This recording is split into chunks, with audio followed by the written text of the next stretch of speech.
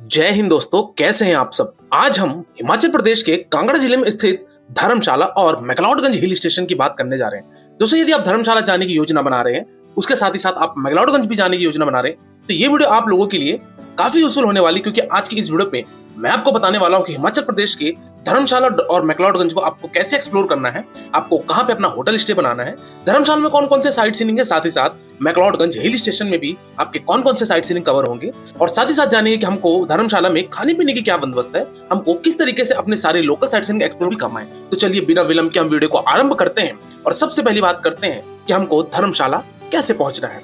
दोस्तों, धर्मशाला पहुंचने के लिए बेसिकली आपके पास तीन मेजर ऑप्शन आते हैं। पहले ऑप्शन की अगर मैं बात करूं दोस्तों, वो है आपका बाई ट्रेन का।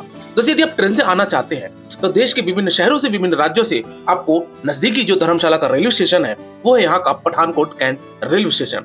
दोस्तों, देश के प्रमुख शहरों से, प्रमुख राज्यों से आपको वेल कनेक्टिविटी देखने को मिल जाएगी पठानकोट के लिए। तो आप पठानकोट आ जाइए, और पठानकोट से लगभग 85 किलोमीटर की दूरी पर स्थित ये एक बड़ा सा हिल स्टेशन जिसको धर्मशाला बोला जाता है, और धर्मशाला से और 11 किलोमीटर के ऊपर पे स्थित एक छोटा हिल स्टेशन बोला जाता है जिसको बोला जाता है मैक्लोडगंज। धर्मशाला और मैक्लोडगंज की यात्रा एक साथ कवर होती है, तो आप ये दोनों एक साथ ही कवर कर सकते हैं। इस तरीके से आप अगर बाई ट्रेन आते हैं तो पठानकोट आ जाइए, और वहां से 85 किलोमीटर दूरी तय करके लगभग 3 घंटे का सफर तय करके आप फाइनली धर्मशाला पहुंच सकते हैं। वही अगर मैं दूसरे ऑप्शन की बात करूं, वो आपको फ्लाइट का। वही अगर आप फ्लाइट से आना चाहते हैं तो यहाँ का जो नजदीकी एयरपोर्ट है वो दोस्तों धर्मशाला में स्थित कांगड़ा में है, जो कि धर्मशाला से लगभग 11 किलोमीटर की दूरी पर स्थित ये कांगड़ा है, जो कि धर्मशाला का जिला कहलाता है। तो कांगड़ा आ जाइए, और कांगड़ा एयरपोर्ट से आपको दिल्ली वगैरह के लिए वेल कनेक्टिविटी देखने को मिल जाएगी फ्लाइट्स की, तो इस माध्यम से आप धर्मशाला पहुंच सकते हैं। अदरवाइज आप चाहें तो चंडीगढ़ भी आकर चंडीगढ़ से बाई रोड जर्नी तय करते हुए आप धर्मशाला पहुंच सकते हैं। चंडीगढ़ से अगर मैं धर्मशाला की बात करूं डिस्टेंस की, वो आपकी लगभग 240 किलोमीटर की पड़ जाती है। तो ये आप 240 किलोमीटर तय करते हुए फाइनली आप धर्मशाला पहुंचेंगे और यहाँ आप आकर अपना विराम बना सकते हैं। चलिए दोस्तों, बात करते हैं कि अब हमको धर्मशाला और मैक्लोडगंज को घूमने के लिए हमको कौन कौन से साइट सीइंग को एक्सप्लोर करने पड़ेंगे, और हमारा यहाँ पे साइट सीइंग का माध्यम क्या होगा। चलिए आइए उसके भी हम बात करते हैं। दोस्तों, धर्मशाला का सबसे पहला पॉइंट जो आता है वो आता है यहाँ का वॉर मेमोरियल, जो कि धर्मशाला सिटी से लगभग ये 2 से 3 किलोमीटर की दूरी पर स्थित है। यहाँ पे आप आइए, विजिट कीजिए और इसके बाद निकल पड़िए अपने अगले साइट सीइंग के लिए। दोस्तों, धर्मशाला का जो अगला साइट सीइंग आता है वो है यहाँ का धर्मशाला का HPCA के द्वारा रेगुलेट करने वाला है धर्मशाला का ये क्रिकेट स्टेडियम। बहुत बड़ा क्रिकेट स्टेडियम नहीं है, बट इसी स्टेडियम की जो खास बात है वो ये है, ये वर्ल्ड का पूरा हाईएस्ट क्रिकेट स्टेडियम में से एक आता है, क्योंकि इसकी समुद्र तल से लगभग 4500 फीट पर ये स्टेडियम बना है। पीछे देख सकते हैं यहाँ से माउंटेन रेंज भी दिख रही है आपको, और ग्लेशियर्स भी दिख रहे हैं। अल्टीमेटली ये है कि जब यहाँ पे T20 मैच होते हैं, वर्ल्ड कप मैच होते हैं यहाँ पे इंटरनेशनल स्टेडियम होने की वजह से, तो जब मैच होता है तो यहाँ से जो दृश्य दिख रहा है आप लोगों को बहुत ज़्यादा शानदार दिख रहा है। मतलब ऐसा स्टेडियम तो मैं कभी नहीं गया। स्टेडियम में आने के लिए दोस्तों सबसे पहले आपको 30 रुपये की एंट्री टिकट करानी पड़ेगी, और यहाँ से वेस्ट गेट से एंट्री होती है। इसके बाद आके यहाँ से आप पूरा व्यू देखेंगे, और काफ़ी खूबसूरत सा स्टेडियम है। कुछ समय यहाँ बिताइए और इसके बाद धर्मशाला के अगले पॉइंट की तरफ प्रस्थान कीजिए। तो दोस्तों, ये 2 से 3 पॉइंट थे जो कि धर्मशाला के थे। अब हम धर्मशाला से लगभग 11 किलोमीटर की दूरी पे स्थित पहाड़ों पे स्थित मैक्लोडगंज है, हम मैक्लोडगंज चलते हैं और वहां भी जानते हैं कि मैक्लोडगंज के कौन कौन से साइट सीइंग हमको कवर करने हैं। दोस्तों, धर्मशाला से जब आप मैक्लोडगंज की तरफ जाएंगे तो मैक्लोडगंज से थोड़ा सा पहले यहाँ पे एक पहला पॉइंट जो आता है वो स्टार्ट होता है यहाँ पे सेंट जॉन चर्च, जो कि इस पूरे फॉरेस्ट के बीच में काफी खूबसूरत सा ये चर्च आप देख सकते हैं यहाँ पे बना हुआ है। और यहाँ पे आइए, यहाँ पे अगर आप कुछ समय बैठना चाहते हैं, प्रेयर वगैरह भी होती है तो अंदर कर सकते हैं। और यहाँ से पूरे आप देख सकते हैं बड़े बड़े यहाँ पे ट्रीज हैं जो कि इसकी खूबसूरती को चार चांद लगाते हैं। तो यहाँ पे भी आ सकते हैं। पहला पॉइंट हमारा ये सेंट जॉन चर्च है, जो कि काफी ज्यादा बेहद शानदार है।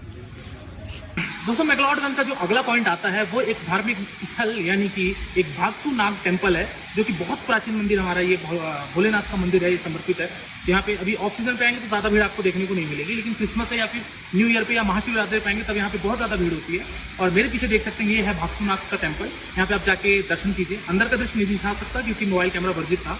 भागसूनाथ टेम्पल से देखिए नीचे आएंगे तो यहाँ पे एक तालाब बना हुआ है, देख सकते हैं यहाँ पे ये, और एक बैक साइड में भी वहाँ पे निरंतर रूप से जल आ रहा है। तो वहाँ पे नहाने की भी यहाँ पे बंदोबस्त है। अगर आप डुबकी लगा के स्नान करना चाहते हैं वो भी कर सकते हैं, लेकिन इसकी जो टाइमिंग होती है वो सुबह 5 बजे से लेकर शाम को 6 बजे तक की इसकी टाइमिंग होती है। तो आप यहाँ पे आके स्नान कीजिए और भागसूनाथ का टेम्पल दर्शन करके वाटरफॉल भी यहाँ से एक है जिसको भागसूनाथ वाटरफॉल बोला जाता है। तो अभी हम चलते हैं वाटरफॉल।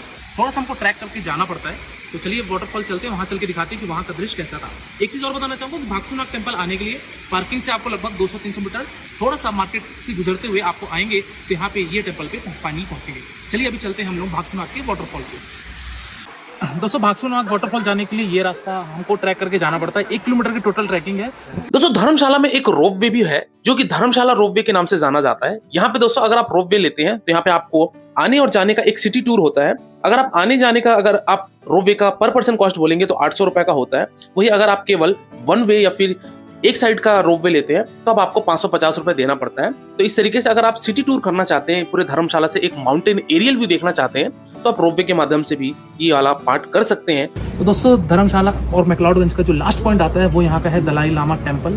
तो यहाँ पीछे टेम्पल, जैसे मैंने आपको दिखाया, टेम्पल है और यहाँ से ये रोप पे जा रही है। तो रोप वे के लिए भी यहाँ पे एंट्री चार्जेस 800 रुपये के होते हैं, टू एंड फ्रो के, और एक साइड के अगर आप लेंगे तो 550 रुपये होगा। इस तरीके से यहाँ पे दलाई लामा टेम्पल्स पे आइए, घूमिए फिरिए और इसका यहाँ से अपने आज रात का होटल स्टे बना लीजिए।